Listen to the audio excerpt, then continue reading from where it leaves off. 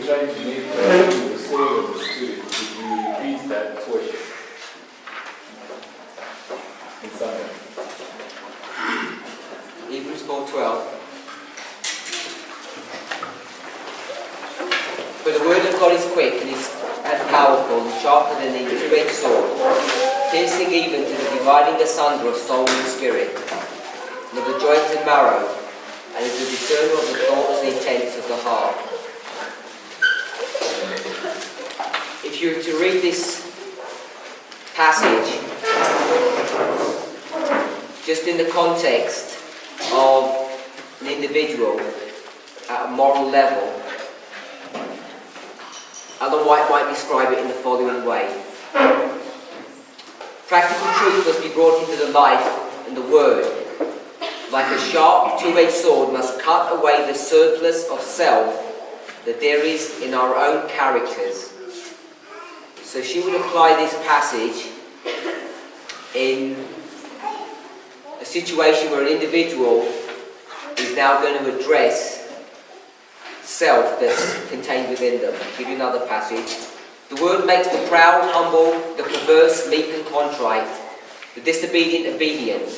The sinful habits natural to man are interwoven with the daily practice, but the word cuts away the fleshly lusts. It is a discerner of the thoughts and intents of the mind. It divides the joints and marrow, cutting away the lusts of the flesh, making men willing to suffer for their Lord. So she speaks about it in the sense of an individual person. So I want to understand it in that way, but this individual person isn't a literal person, it's a movement. This movement is comprised of two groups in the text. Those who are in the flesh and those who are in the spirit.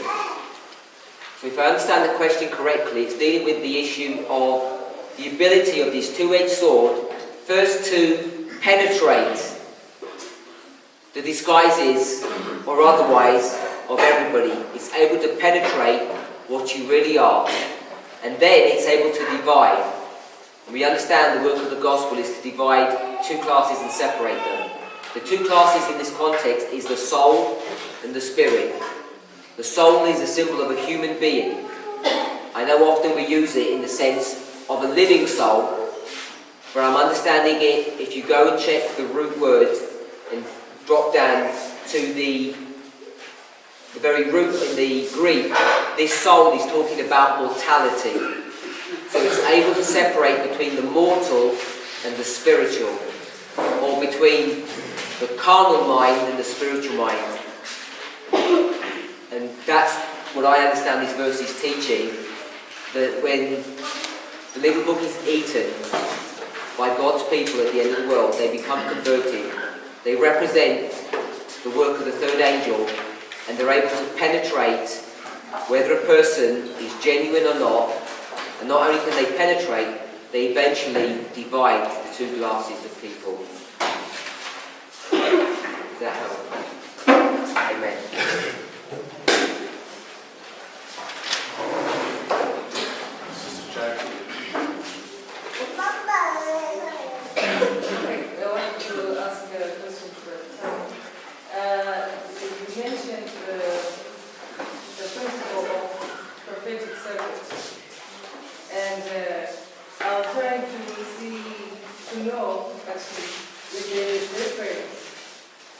Because to me, the way you explained it, it sounded like it's the same principle when Christ declared the end of the beginning.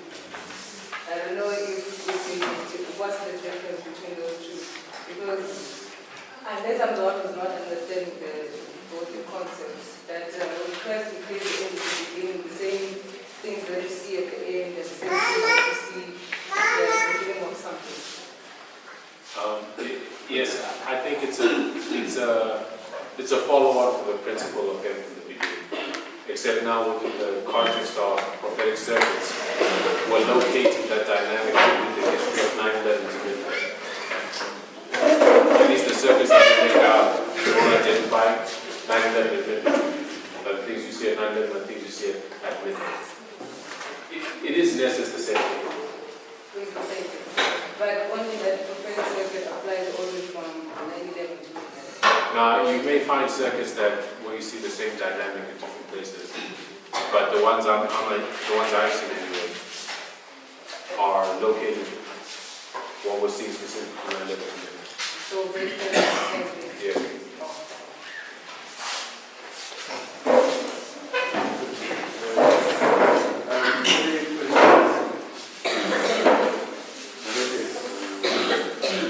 First question is going to Elder Parminder. Is justification a point or a period? Second question is going to Odell. I know that I should give you time. Maybe one at a time. Alright, so the first one is coming. So, if we were to think of the first set of the third angel's messages in the terms of sin, righteousness and judgment, the sin problem is dealt with in 3 steps. Thoughts from the Mount of Blessings, 7.2. Conviction, penitence, pardon.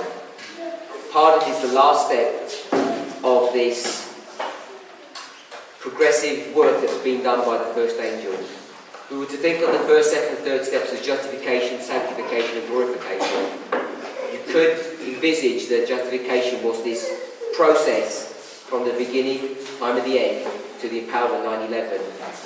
But the way it's normally described, justification is the work of a moment. So I would say that justification is this momentary time, and I didn't focus on it so much at this series, but often when I would draw a reform line, more often than not beginning at 9/11 to midnight, I draw the first angel here as a point, the second as a period, and then the third down as the period of dividing God, indicating that this point here is marking justification. So at one level you could say that justification is this period or work of the first angel, but really it's the culmination point, it's the third step in the work of the first angel. So I normally understand it to be the work of a moment, justification, this transaction between the sinner who goes down in baptism as a rebel, considered a rebel, and rises up a child of God. Over and over again, the way and the right, and the scriptures teach or portray justification as the point of life. Question number 2 is going to Odell. Is the letters that is between midnight and midnight going to be that of not having a prophet or a prophetic message in an era, or is it in the days of Ellen White? Because when you're representing eternity on the line, you say when Ellen White first born, there was a period of darkness, which meant there was no prophetic message that came to the church up to a certain point. Is that the case with us now, or is there an explanation attached to that? Okay, let me just draw the history. It's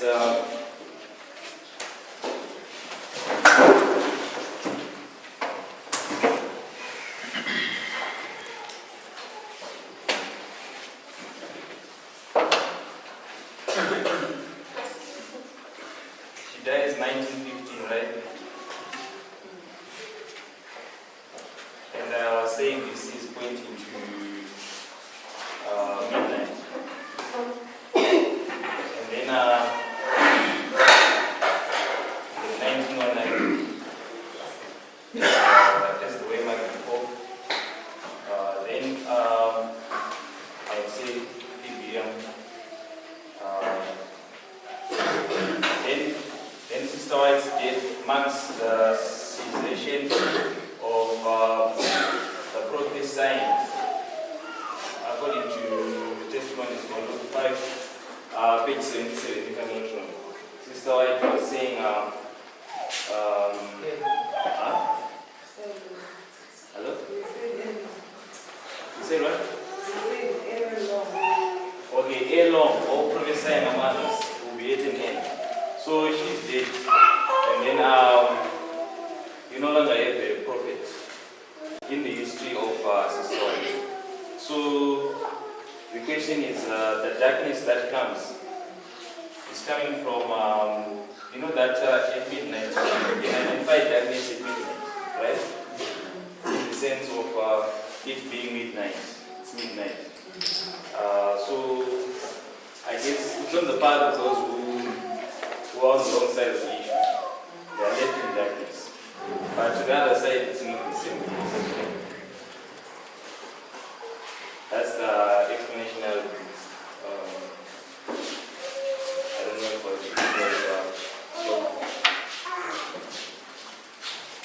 especially agree. I'm trying to follow. Was still on the history that you are bringing in to have a striking similarity.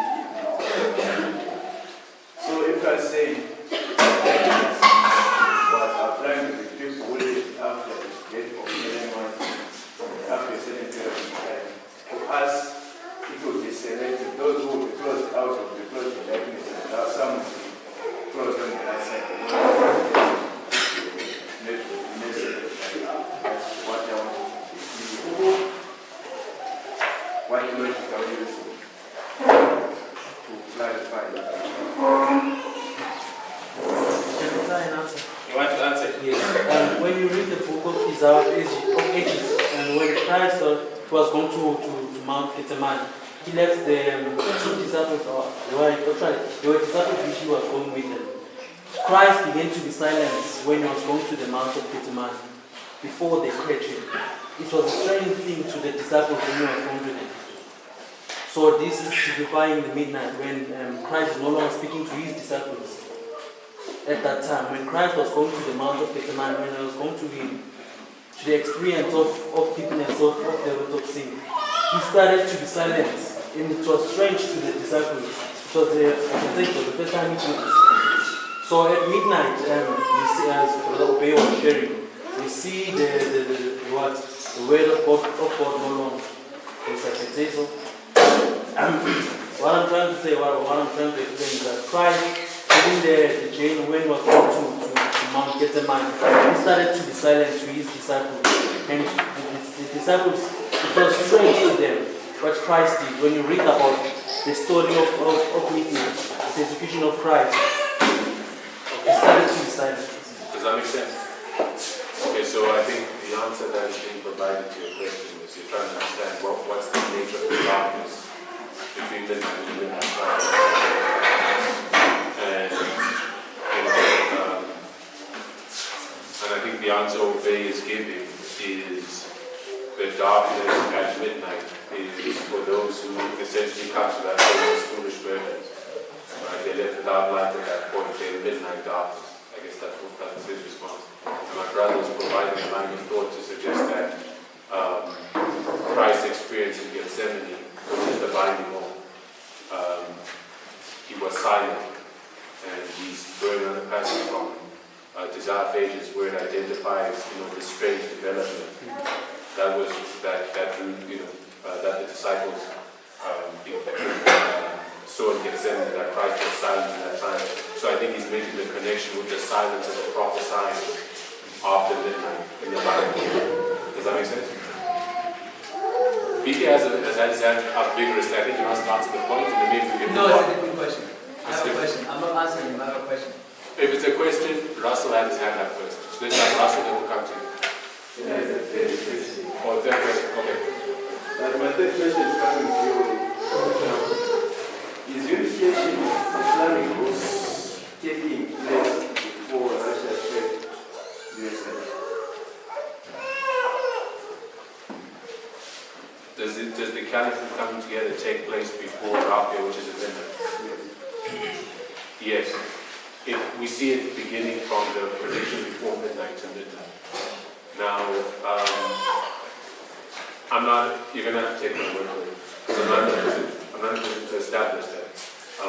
It's a study that we've been looking at on the trumpets of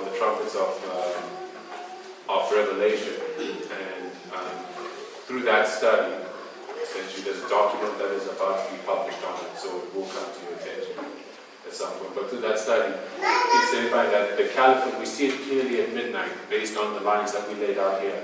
But that work, because it doesn't, you don't wake up one day and there's a caliphate, it's a progressive development. Does it begin at midnight or does it end at midnight? Or rather, is it fully established at midnight or does it begin to be established at midnight? And we're understanding that its establishment begins at midnight. By the time it comes to midnight, it's fully established.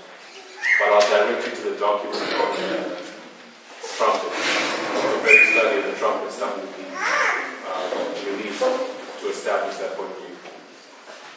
Does that make sense? All right. Russell and BK. Okay, my question is directed actually to the Sister Doreen.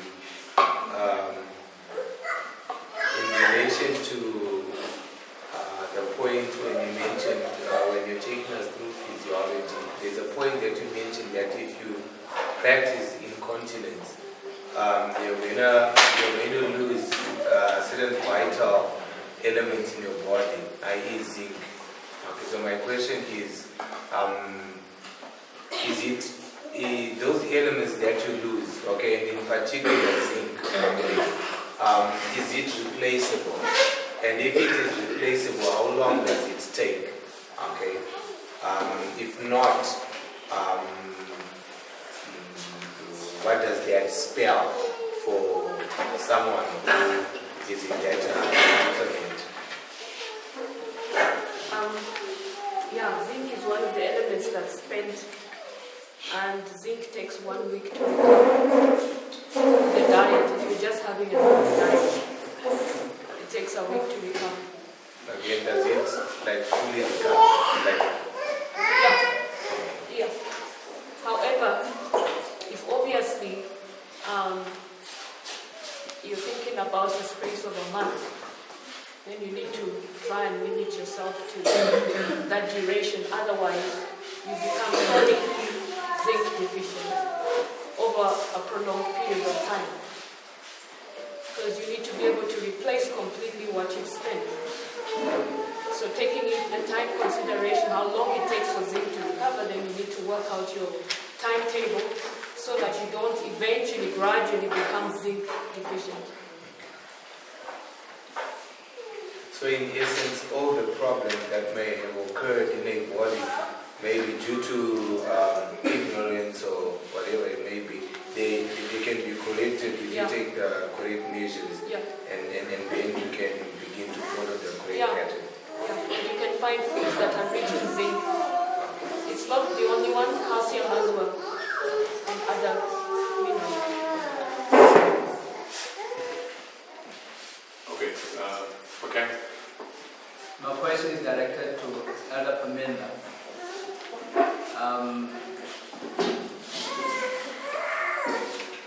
Not directly linked to the presentation that you made, but because you mentioned something about 144,000, and I understand that this wasn't the point that you're making. But when you talk about 144,000, that number, is it symbolic or is it literal? Because I have suspicion that we probably have different views in this room at least. What is the standing of the movement on this issue?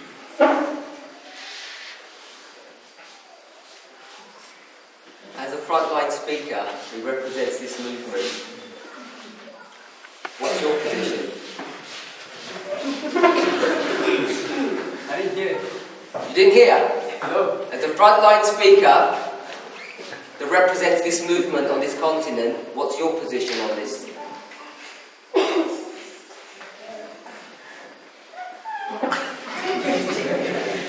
My position is symbolic. I tend to agree.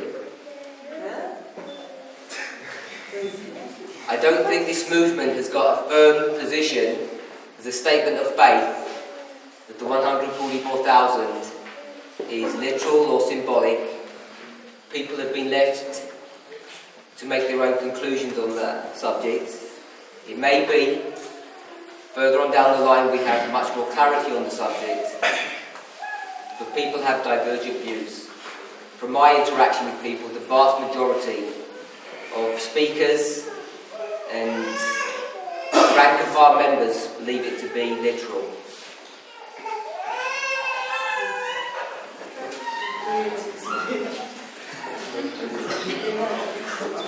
So, thank you very much for that question.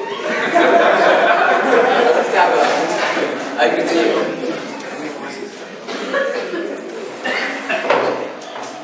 Alright, so, Bakam, you have your answer? Sorry? Do you have your answer? No. You want reasons now? Or People are wondering. I think they should wonder about the present truth message of the priests, not the 144,000. We don't even know today who comprises the 144,000. All we know that they're made up from amongst ourselves. I don't think we have enough clarity. I certainly don't have enough clarity on who they are. I have some ideas of how they're formed, but I don't think that number is at the moment being made up. I will say one thing. In my opinion, when we speak about the church triumphant, some people conflate the idea of the church triumphant to mean the 144,000. And I don't believe that's correct. If you can demonstrate quite conclusively that the church triumphant is not the 144,000. The 144,000 are part of the church triumphant, but they're not the church triumphant. Things that I understand about the 144,000, they're only made up of Seventh-day Adventists. They're the people who will be alive at the end of the world that will be translated. Most Adventists who successfully pass the mark of the beast test, which is priests and Levites, will be martyred. We don't know the numbers, but if you take the dialogue between Elijah and God, he thinks, being a priest, which he is, that he's the only one standing, and God says there's 7,000. So if that's any kind of ratio to go by, the Levites will far outnumber the priests by a large margin. So most of these people, as well as all the 11th hour workers, will be martyred. The bloodshed will be enormous, far surpassing what I think we can imagine. These few people who have been selected by God, who have been found fit, not just faithful, but fit to go through that process, will compose the 144,000. We've all read the passage that describe who they are and their experience and how the number is calculated. It's 12,000 from 12 tribes, which gives you this number of 144,000. We understand that the 12 tribes are symbolic of an experience. We understand that the number 12,000, the 12 tribes that is, and the number 12,000 is also symbolic, because the tribes themselves are symbolic. So you have a symbolic number multiplied by a symbolic number to come up to the 144,000. So that's why I'm of the opinion that it's a symbolic number. But let every man be persuaded in his own mind. I don't think it's a testing truth at this moment. People have, as I say, their own thoughts and ideas.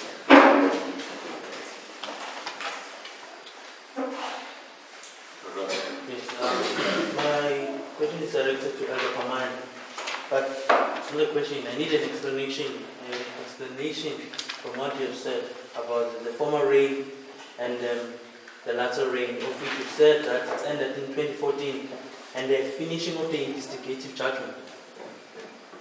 Did I say that? Yes, I've heard that. I don't recall saying that. I'm saying that, you think I'm saying that 2014 is the end of the investigative judgment? Yeah, you can explain what you're saying, what you're trying to say, just share it today. So if anybody else heard me say that, either I said something incorrect or I was misheard. Let me just read one statement. 6th Bible Commentary, 1071.8. This is from my brother. 6 BC 1071.8. Justification is the full and complete pardon of sin. The moment a sinner accepts Christ by faith, that moment he is pardoned. So that's my understanding. 6 BC 107.8 of why justification is a moment and not a period. Could you repeat your question? Is it a two-part question or a one-part question? It is a two-fold question. You've mentioned the former rain. Actually, I need a clarity that you've mentioned the former rain that it's end prior latter rain. Then we are in the latter rain now. And my second question is that the finishing of the investigative judgment. I need a clarity there. Can you repeat your first question? My question is when does the former rain its end? Former rain's end, I believe, in 2014. Okay, so clear as why? What? Okay, I can't go through a complete study on it because it would take all of our Q&A. We understand from Daniel chapter 5, there's the handwriting on the wall, mene, mene, tekel, upharsin. You can understand that writing on the wall in a number of different ways, in a number of different contexts. We can understand the symbology of who Belshazzar represents in a number of different ways. We can understand him to mean the leadership of this church, the Adventist church. We also understand him to represent the foolish virgins of this movement. Mene, mene, tekel, upharsin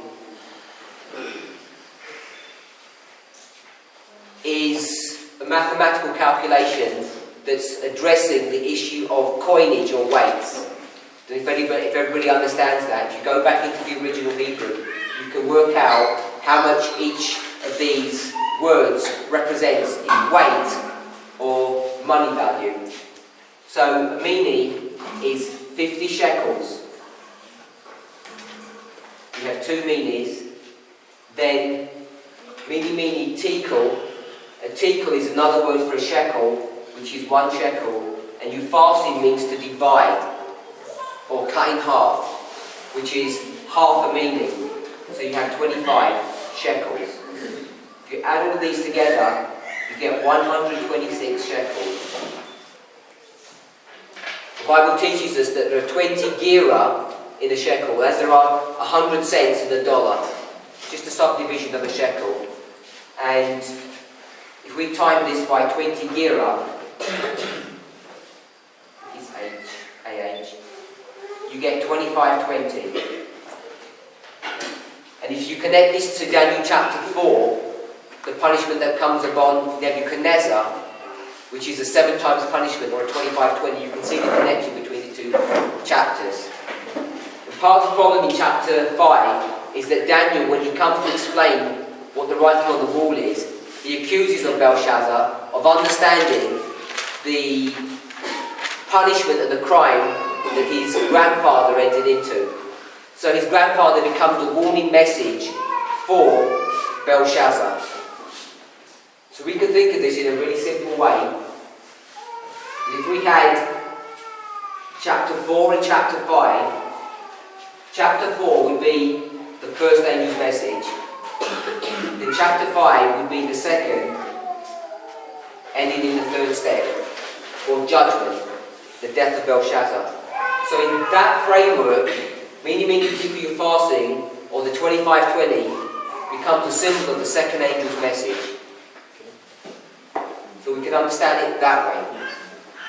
So this issue of the 126, I'm saying, is connected to the second angel. So that's the original, that's the premise that we're going to go down. So we know that the second angel had his ministry from 9/11 to midnight. So I'm saying, mene, mene, tekel, upharsin, this history of Daniel 5 can be plugged into the history from 9/11 to midnight.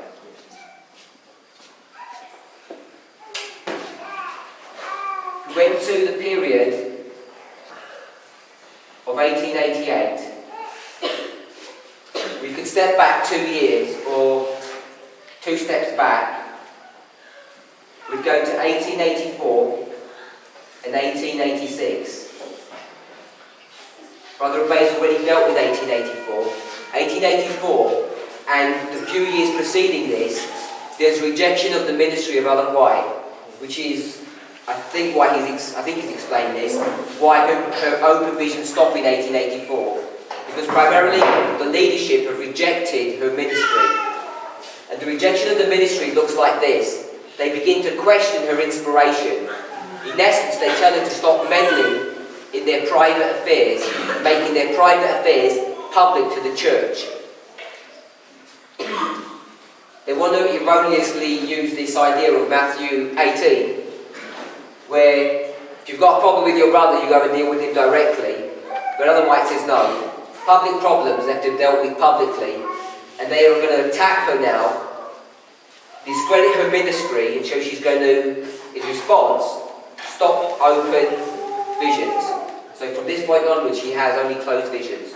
But there's a nice statement that she makes here. She says, today, in 1884, there are men who are understanding, presenting the third angel's message using William Miller's rules. So William Miller's rules are being used here in 1884 to promulgate and teach the third angel's message. She's referring to Wagner and Jones. I'm suggesting that this is the time of the end. 1886, she now makes another thrust at these leaders. She says, if God were to send a messenger with a message to you, similar to the message that he sent to Nineveh, what would this church do? What she's saying is that the Lord has already raised up that messenger, about to come in 2 years, and what are you going to do when he confronts you? We understand who that messenger is. It's the teamwork of Wagner and Jones. And I'm suggesting this is the increase of knowledge and the formalization of the message. So these 2 steps lead you up to 1888. Otherwise, it's clear that 1888, the angel of Revelation 18 came to empower the third angel's message. And she marks that as the outpouring of the latter rain. She says this event was designed to be a warning of the close of probation, or this event here. The great test, she calls it. So 1888 was a warning that the great test is about to happen. This is one of our primary logics that we use to identify that the latter rain precedes the test, which is what we spoke about earlier. This test is the Sunday law. For whatever reason, this history prematurely comes to its end, and this history is now going to be repeated. So all I want us to pick up is that the latter rain comes in 1888, and it's Revelation 18 angel coming down. She identifies this. So I'm going to pick up this event here, which has all the characteristics of 9/11, the outpouring of the latter rain, the Holy Spirit, and go into the future 126 years. Because the 2520 becomes a symbol of not only a covenant that's been entered into, but also a covenant that's rejected, or rebellion. Ellen White here calls the leaders who rejected these warnings and the ministry and the work of these 2 men. She identifies them as Korah, Dathan and Abiram, the rebels. So if you go 126 years into the future, it takes you to the year 2014. So what I'm saying is that 1888, marking the latter rain, is the identification of Korah, Dathan and Abiram, who are leaders in the church. And it marks a clear, distinct separation between who they are and who the messengers of the covenant are. And the messengers of the covenant is Christ. These are the messengers who prepare the way. But these messengers, who have been symbolized by Caleb and Joshua, now are the official leaders of the church. And they're commissioned to do this work. They bypass the conference structure. The 2 men, and the spirit of prophecy, and they go directly to the congregations, which is what we do. We bypass the conference structure, we go directly to the congregations to teach them this message, because the ecclesiastical authorities are rejecting this truth. So, if we take all the characteristics of 1888, bring them to 2014, we already understand that Revelation 18:8 came down at 9/11, but 9/11 has all the characteristics of 2014. If we were to go back on a larger scale, we know that in the time period of Ephesus at the beginning of the church, we have Pentecost, and Ellen White calls that the former rain, preceding the destruction of Jerusalem, the great test. The end of the world, we have the latter rain. Again, the latter rain is poured out before the great test, destruction of this church, Sunday law. So, when we mark the former rain here at Pentecost, that precedes the destruction of Jerusalem, we mark the latter rain as occurring at 9/11, preceding the great test, which mirrors the great test or the destruction of Jerusalem. So that's why we say the latter rain fell at 9/11. That's the logic that we use for that. But all the characteristics of 9/11 can be identified in 2014. There's a separation that happens at 9/11 between this movement and the church. There's a separation that occurs in our movement between the foolish virgins and the wise virgins. Occurs here at 2014. So this is why I'm marking the latter rain here. If you go into the Bible, let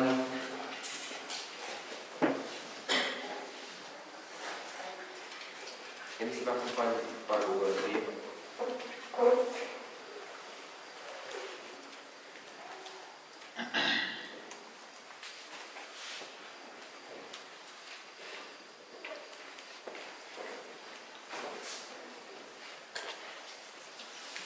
We go to Ezekiel 45 verse 12. Ezekiel 45 verse 12. Now you see me show that meaning farsin, the meaning is composed of 50 shekels. And to identify there's 50 shekels, you need to go into the original, and it tells you that there clearly. If you were to do a word study, I'll tell you what it says in Brown Driver Briggs, which is a lexicon similar to Strong's. It says a weight or measurement usually 50 shekels, but it may be 60 shekels. So we go to Ezekiel 45 verse 12, and the shekel which shall be 20 gera. That's this, I said here, 1 shekel is 20 gera, so that's the passage for that one. It says 20 shekels, 5 and 20 shekels, 15 shekels shall be your mina or manna or meaning. If you add up 20, 5 and 20 and 15, what do you get?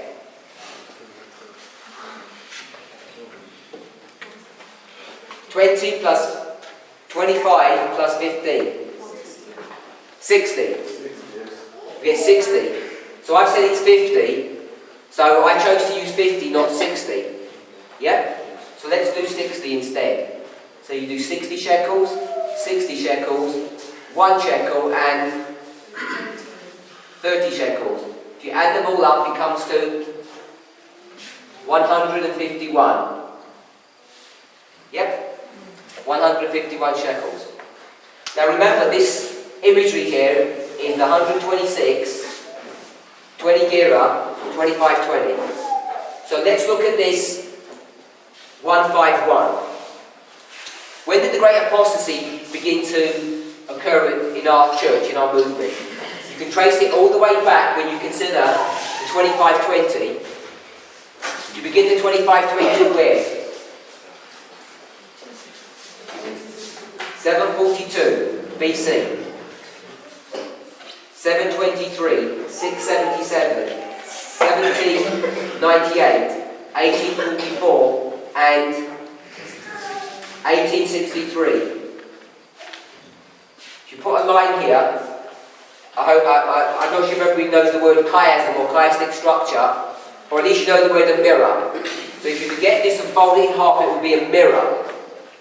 If you work out the time span between all of these histories, between these 2 days, is 65 years. Between these two dates is 65 years. Between these is 46. Between these is 46. And between these is 19. Between these is 19. You get a perfect chiasm. So the 2520 story begins here in Isaiah 7, and you takes you all the way to 1863. What happens in 1863? Our church rejects the 2520. So when it rejects the 2520, it's going to receive a punishment of a 7-time scattering that's identified in William Miller's second dream. You all familiar with that? Yep. So the rejection of the covenant is here. I'm saying when the latter rain occurs, God is going to finally select his faithful priests, because the wheat and the tares are going to begin to be separated. So let's count from 1863, 151 years. Mini till you're passing. Do the calculation, it takes you to 2014. So we have two witnesses for 2014 with identification of the re-entry into the covenant after rejection of the 2520. It's 126 years from 1888, which is marking the latter rain. So we have witnesses here for 2014. 2014 was an important year in the world and in this movement. So we'll mark a couple of things. First of all, in 2014, this movement had its first major split.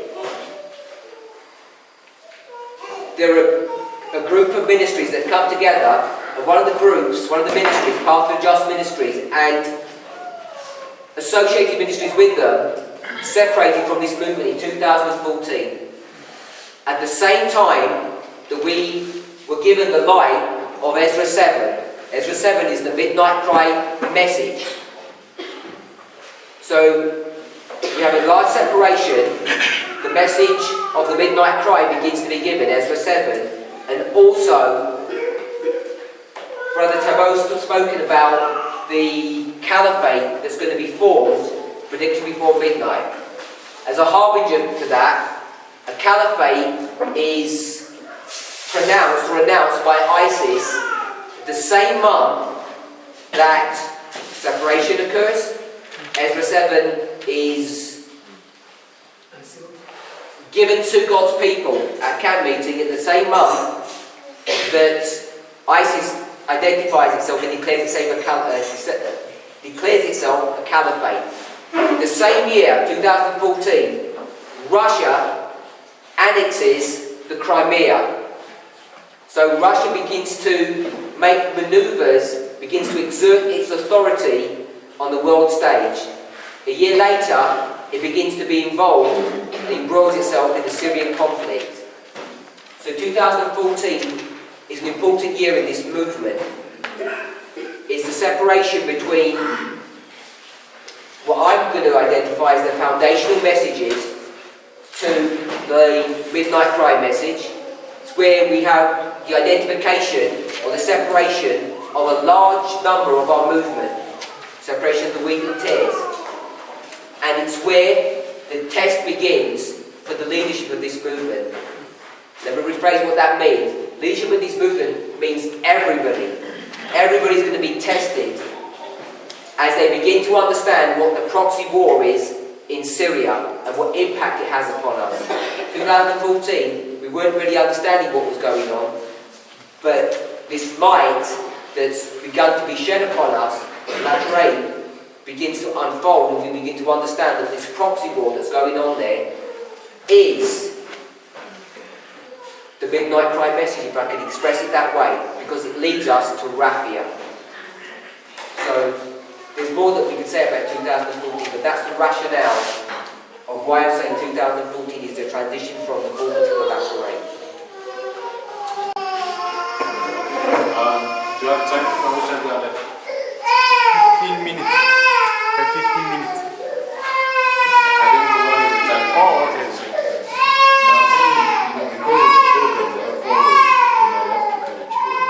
Okay, so what we did is like quarter past, which is 3 minutes from now. Which is how long? 3 minutes. Does someone have a quick question?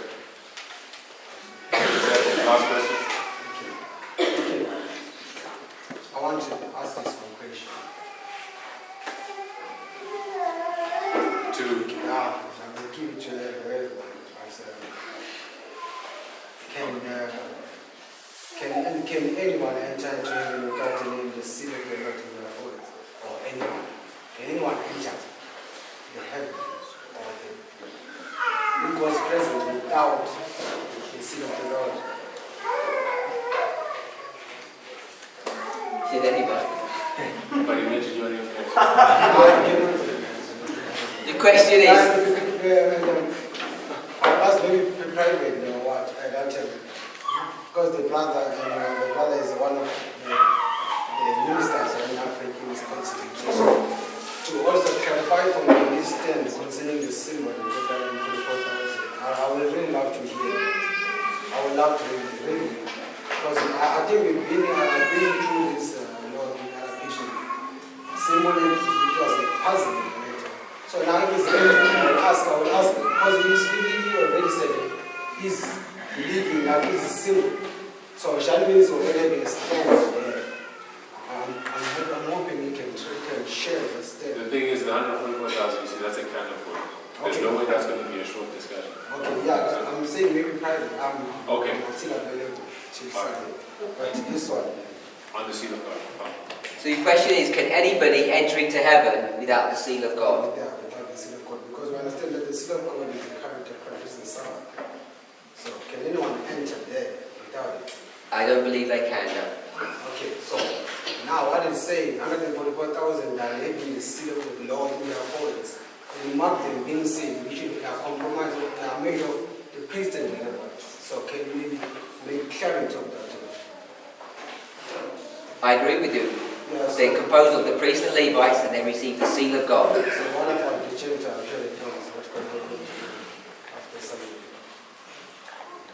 They receive the seal of God because the seal of God is, in that history, their acceptance of the Sabbath message, the Sabbath test. They pass the test, they receive the seal of God. But they're martyred in that history. So in the mountain, 144,000 is still in the seal of God. Right? In the mountain, 444,000 are standing in Christ, in the mountain, living the lake, which is the seal of the Lord. And those who have the seal of the Lord are marked as the one who will be partaking in the things with Christ. So even under the 11-hour workers, where are we putting the ministry? Because now the number of the seal will not be if their number 144,000 seals made up to two sides, priests and Levites, what happens with them, like the 11-hour workers? If they are going to die, they are all to go to die. I have no idea about numbers, but there's 18 million Adventists. If there's 5,000 priests and there's 1 million Levites, and if there were 144,000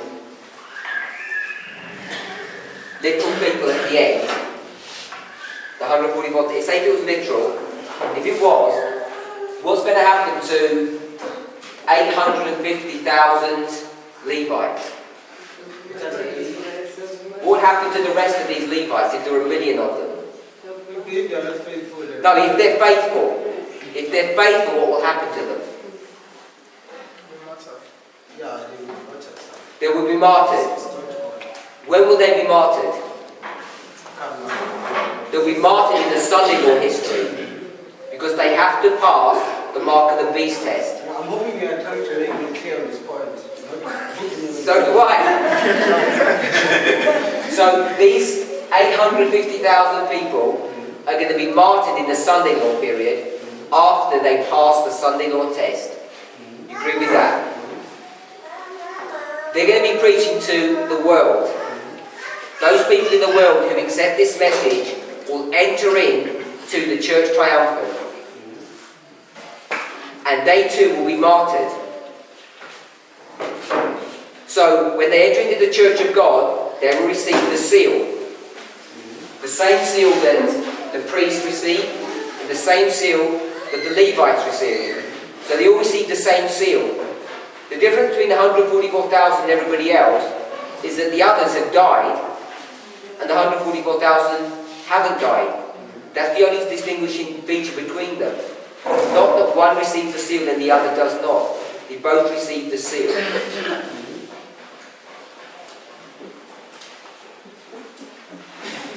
That's the priests received the seal who died. The Levites received the seal who died. The 11th hour workers received the seal who died. The remaining priests and Levites who don't die also received the seal. So what about meaning that all the All the 11th hour workers died. all, All. Because they're not virgins. so they all die. After they've been sealed. After still they say they die. That's what they say. Martyrdom. Not natural deaths. We're out of time. Is that new to you, what I've just said? Now we're discussing it. We're out of time.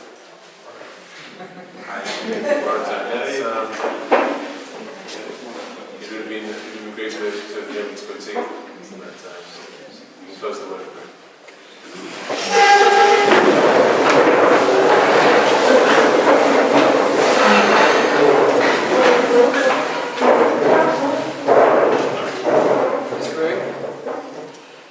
Heavenly Father, we thank you for the question and answer session that you have given us. Thank you, Lord, for the prophecy school that we've been privileged to be part of and to participate and to study the word, hoping that we might show ourselves approved. Merciful Savior, we thank you for the wonderful time that you have given us. We thank you, Lord, as we're in the time period of the latter rain, that it might not be falling on hearts all around us, and we not to receive it. But I pray, Lord, that we might be receiving it personally. Thank you, merciful Savior, for giving us the aptitude to endure the lessons. Now, Lord, as we end this section, we continuously ask for divine mercy and for guidance. This is our humble prayer. In Christ's name, Amen.